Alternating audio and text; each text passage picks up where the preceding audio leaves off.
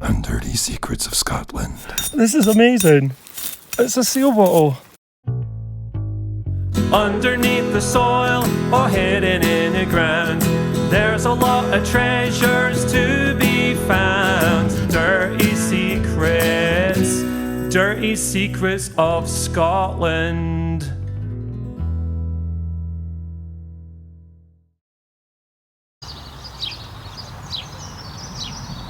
There's no internet here, but that's pretty damning for tomorrow, Saturday. Rain. So I'm not going to hang around for that. But yeah, pretty conclusive. I'm back in the car. I just made the call to not dig tomorrow. It's going to rain all day, and so I've just whipped out my tent, and I wanted to get ready in time for 8:30 for a nearby cafe opening, which is now. Morning, Dave. You coming digging? That's my specs case, Dave. What are you doing, man? Hello and welcome to Dirty Secrets of Scotland, episode 2 of my Highlands mega adventure. I'm here, which is where I was yesterday, which to you is a week ago, if that makes sense. Anyway, round 2.5, I had a half day, remember, so I've got quite a lot already. Those case gins were nice. That seal bottle, really nice. The flat-bottomed Hamilton, there's quite a lot coming out, so stick with me. And let's get digging. Just a wee update on the bottles, they're all still there, which is cool. Just like last time, Dirty Secrets of Scotland has been brought to you by solar power. This is where I caved in yesterday. I'm going to be digging this out next, this face. I should really be going from the bottom up, but I started at the top, and it's really rocky at the bottom as well, so I'm going in here. Let's see what I can find. Again, loads of bottles coming out. This is cool though. Would have been a coffin-shaped whiskey flask, maybe even embossed, who knows. Oh yeah, another horseshoe, hopefully that's lucky. And the first medicine I've had, ice blue I think that is, very light though. Yeah, first medicine on the dig. So far, loads of hock bottles and some bottles from yesterday as well. I'll take you down here, you see what I'm dealing with here. Look, that's what it's like. I don't know if you can see in there. This whole face is just bottles. See them poking out there as well? It's so hard to dig because there's just so many bottles and you don't want to break them. I've exposed that a bit more. Look at them all. And it's all the way along this front. So it takes a while to dig it out without breaking stuff. Just that this is a plain bottle, but it is drippy lippy, and also it says something on the bottom which is cool. It says Stephen Smith and Co, which is cool. I can probably date that more easily now. So I'll keep that one, even though it's plain. I was kind of hoping it would have a seal in it or something, but it doesn't. But it does have a name, so I'm pleased with that.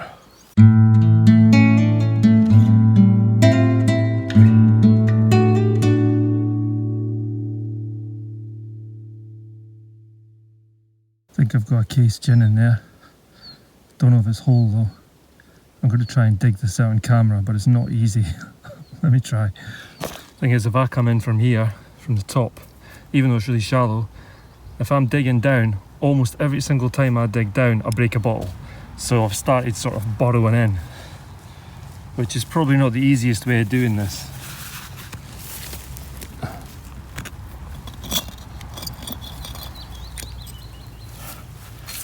Yes, and it's whole as well. Brilliant. Excellent, buzzing. Another case gin. Is that damaged? No, it's not damaged. It's one of those balls that's just been made like that. See that top there? Oh man, well, I suppose that's the first proper bottle. Underneath the soil or buried in the ground, there's a lot of treasure to be found. Dirty secrets of Scotland. Through the fields and woodland, with trusted spade in hand, bramble, rose and hawthorn are spread across the land. But when we feel the nettles sting, it's the history bit. Okay, apologies in advance for any Dutch speakers out there. The Edinburgh distillery was founded in 1691 by Johannes Noli. He experimented in firing with herbs and spices. He passed on the recipes for this to his son Jacobus, who bought shares for the grain mill De Star and was thus provided with a good grain supply. Jacobus' son, Johannes, made many improvements to the company, such as new equipment and improved infrastructure. The coming generations expanded the company by purchasing land and shares in nearby mills. During industrialisation, steam-powered equipment allowed for simplification of production. After the Second World War, there were only a few of the 40 gin distilleries left in the Netherlands, including Noli. A descendant of the Noli family, Hubertus Sigismundus, born 1788, died 1818, together with his stepfather-in-law distiller Carolus Jacobus Blankenheim, born 1767, died 1835, founded the Blankenheim and Noli distillery and liqueur distillery on the Zalmhaven in Rotterdam. The products are still sold under the Blankenheim name today. Listen to this.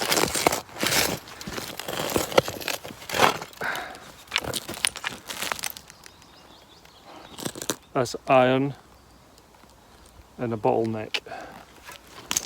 That's just what it's like. You have to be really tentative. And in fact, is that a bottle there? No, it's like a chunk of iron. I don't think things like poisons would survive this, but it just seems that the majority of stuff that's coming out anyway is like wine and gin bottles, and that seal bottle from yesterday. I think the people that had this place must have kept themselves well by just drinking all the time. Salute to that. Just had a pouring in out. Another one like yesterday. Cool. I have actually found a piece of ginger beer as well. Hang on. The king of ginger beers. Bold statement. Now where are they? I want to find one now. Look at the sweat.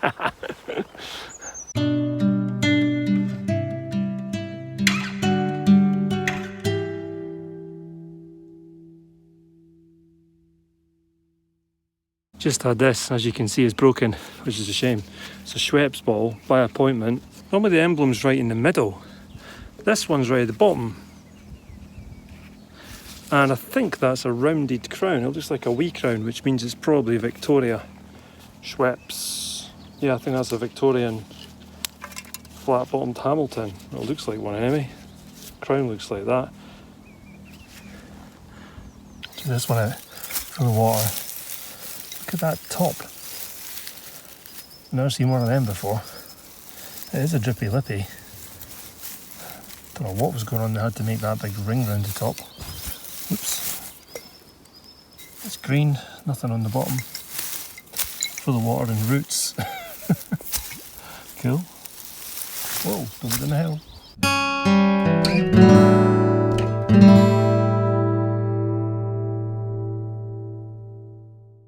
Just had another seal, King's Reserve, like the bottle I had yesterday, and the seal. Keeping the seals, why not? Maybe I can do something with them. Maybe I'll find another bottle, who knows?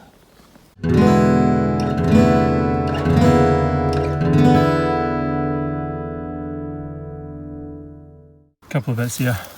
Just had this plain whiskey flask. It's a shame that it's plain, but look how wonky that neck is. That is the wonkiest neck I've ever seen on one of these. Superb, full of bubbles as well. That's nice. Had this, which is broken, which is a shame. Jeffrey Edinburgh, I've seen that name before. And one of these Seagert bottles as well. Dr. Seagert, which I've had in the tip in Fife as well. So yeah, there's nothing new with that one, but most of the other things that I'm finding are completely new. And I found another one of these. Another seal for this King's Reserve stuff. Cool, it's going well so far. Keep on digging.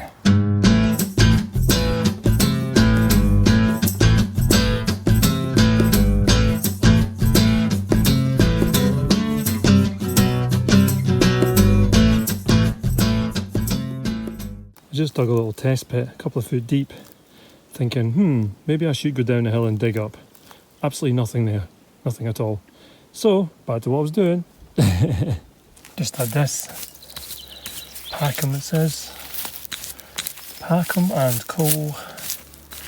Glasgow. Oh, it rhymes. That's pristine, look at that. And with the stopper in it as well. Beautiful. Lovely. Packham and Co. It's got... Actually, I think I've seen this company before. I think I've got a wee bottle from this lot. That's a lovely bottle, that. Drippy lippy. Amazing condition. Beautiful.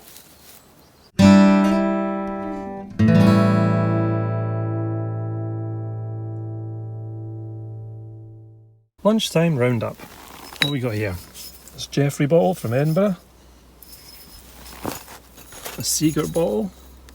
Just had them a few times now. This I've just had. It's beautiful. Absolutely sparkling. It's amazing. Packham and Co. Glasgow. Lovely cylinder type bottle. I'll even need to wash that. This, which I've now emptied off gross stuff. Just a massive big bottle with a lovely top. I don't know what I'm going to do with this, but it's just a bit different. Just a plain jar. Little whiskey flask. 2 of these seals. This is the wonky flask. This really heavy pouring ink. This bottle that says Smith on the bottom. What I'm going to do is keep the ones that have got stuff written underneath, and this is probably the find of the day so far, this case gin, like the ones I found yesterday. So I think that's 4 of these I've got now. Absolutely insane. Anyway, that's the lunchtime roundup. Let's crack on. Just had this. I haven't seen inside it yet. This is what the soil's like. It's not like proper ash, it's like a mixture of soil and ash. And at the bottom is sand. I don't know what this is. Some sort of tray. I think I actually dinged it a little bit there with my spade. But aside from that, it's got one crack in it actually there. That's probably why they threw it away. Wonder if I should repair this. Take it home, see what Sarah says. Let's go with that, eh?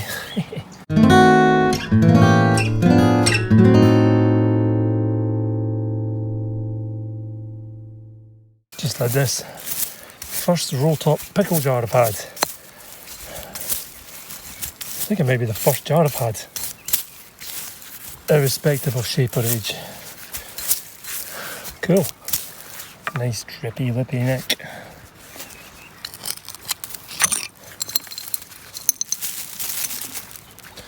Ruby.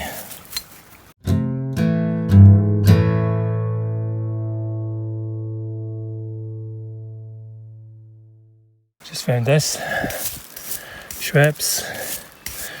Beautiful royal insignia on there. The lion. The unicorn. Can't tell if that's a drippy lippy or not. No, 2-part mould I think. Oh, it's got a few damage on there. Never mind, it's still beautiful. Look at it. Great for display purposes anyway. That's a belter. Would have been an absolute belter without the chip, but hey ho.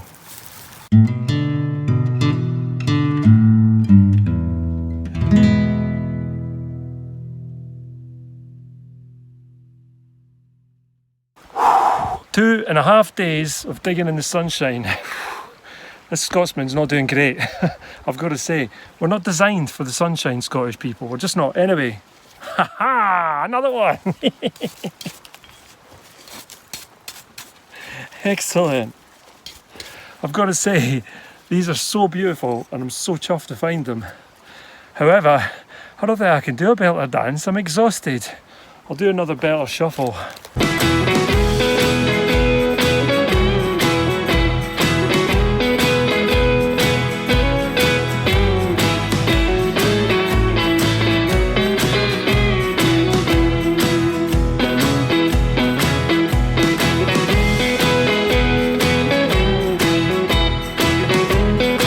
I'd like to add to that 2.5 days of digging in the sunshine, plus sleeping in a tent. That is the hardest bit. Just found this fragment. I don't know what the top word is. It's THOH. And then kilty, KILTY, as in kilt wearing, Scottish, WH. If anyone knows what that was, please do let me know in the comments below.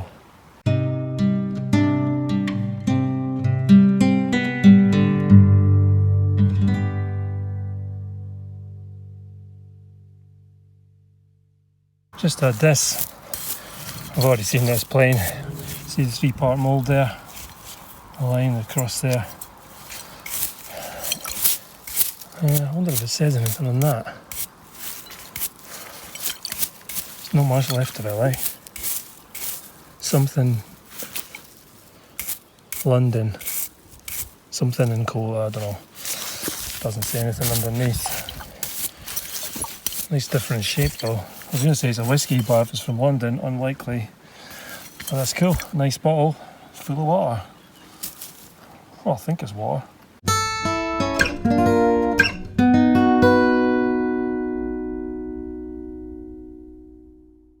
Just had this. I'm not sure if I nicked it a little bit. I think I probably did. Still, just move this whiskey. Something W.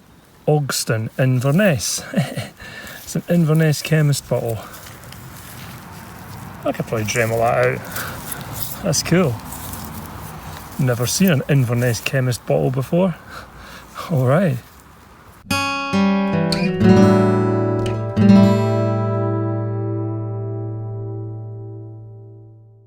Full-time roundup. Okay, what we got? Got this Dr. Seeger bottle. This lovely Glasgow bottle, which I just broke. I didn't really, I'm kidding. This big massive bottle, I kept it. I wasn't sure if I was gonna, but I have. Whiskey flask 1, whiskey flask 2. These seals, there's 2 the same seal. Found a top for a sauce bottle, but I didn't find a sauce bottle. It's a lovely Inverness bottle, Inverness chemist bottle. Roll top jar, nice. This big London bottle, which I would have said was a whiskey bottle, but isn't, so that's cool. This thing here, I'm going to hang on to that. I'll probably repair it. I may repair it. I'll see what Sarah says. Big old bulk ink, pouring ink, a white one as well, which is quite nice because they're normally brown. This lovely Schweppes bottle with the royal insignia on it. Beautiful. These are 3 of the bottles that, 4 of the bottles I decided to keep because they've got stuff on the bottom. Let me just jump round and show you. So this one, it says a 2, but it's just interesting because it's a different shape from the average beer. This one, 6 to the gallon, I found a few of these before. This one, S and C. Not sure what that means, but that's cool. And then this one, which I'm going to research, which has, I think it's Smith, Stephen Smith, was it? Yeah, I think it was. And then the Rock Stars, again, 2 beautiful case gins. One complete with rust, and one without. I'll get that off though. Yeah, so that's the full-time roundup of the trip. Actually, no, it's the full-time roundup of today. The full-time roundup of the trip would have all of the stuff from yesterday as well. Thanks for joining me on Dirty Secrets of Scotland Highland Mega Adventure. It was amazing, I really enjoyed it, and I got some bucket listers as well. Bucket listers that I didn't expect. I actually expected to find a ginger beer from Inverness or something like that, which I didn't. I found lots of case gins and a seal bottle. Amazing. But yeah, what an amazing adventure. Absolutely loved it, and I hope you did too. Let me know what you think in the comments. Until next time, if you want to support Dirty Secrets of Scotland further, you can do so in 3 ways. 1, you can buy items on our Etsy store, not just the things that I find, but also the things that we create. 2, you can buy us a coffee over on Ko-fi. 3, you can become a patron of Dirty Secrets of Scotland over on patreon.com. Go over there and check it out. You get lots of exclusive content, offers and deals. What more can I say? And now I've got to drive for about until I get home. All filled in. Quite a lot this time. Willie's rainy day creations.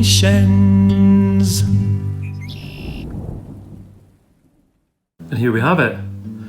Got full daylight, it's the next day, so it's much easier to mix the paints. And that's what I'm going to do next. Got the colours that I think will match. Just need to mix them up.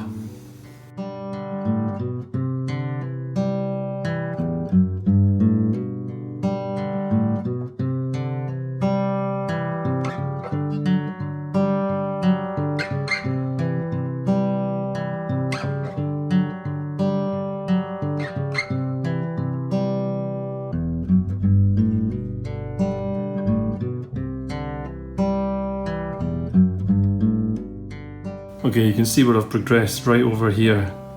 You can see the changes in the colour here. It's too peachy here, a little bit too sandy here. And then here I've lightened up the sandy and added a little bit of red. So I'm going to go with this, and if it's too light I can always go back the way through here. See how it goes.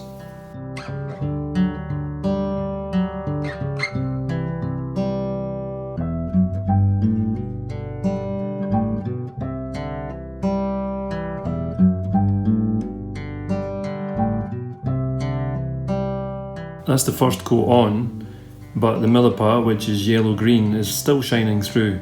So I need to do a few more coats, 2 or 3, to see if that's going to work. As I've said before, you never know because very often it dries a different colour than you expect.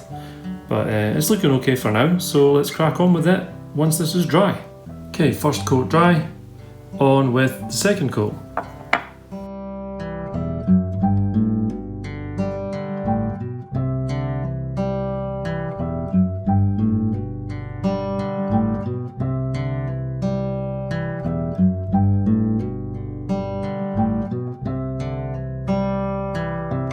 Here it is. The paint's dried, a different colour, which often happens. It's no big deal, it's just a little bit dark, so all I need to do is add a little bit of light and hopefully that'll remedy the problem. Then I'll do another coat and see how it looks.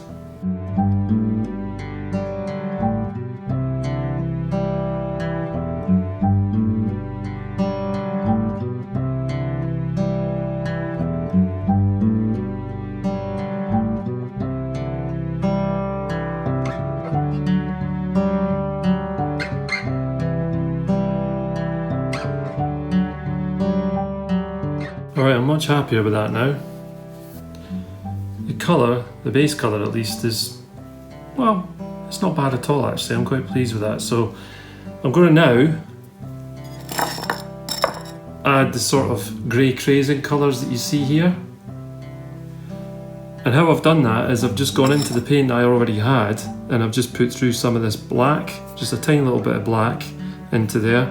And I'm going to go with my very dry brush. So I'll take a little bit of paint and then I'll get rid of most of it and I'll do a little stipple. I'm not going to use my normal stipple brush because I think it would be a bit harsh. Also it's quite large as well. So I'm just going to use a normal paintbrush, but just with a tiny amount of paint and just touch it. And that's it.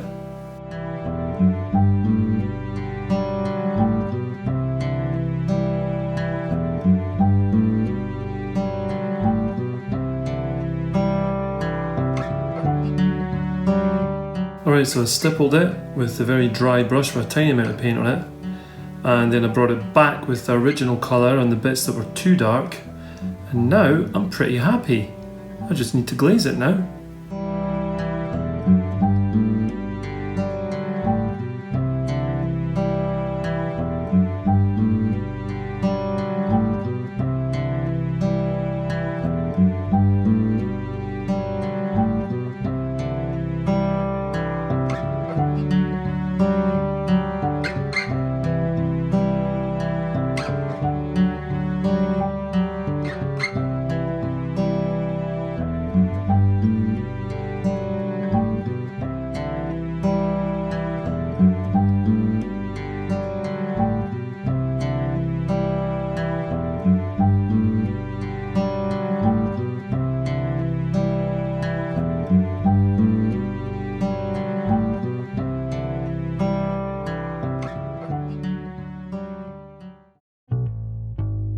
Underneath the soil or hidden in the ground, there's a lot of treasures to be found. Dirty secrets of Scotland.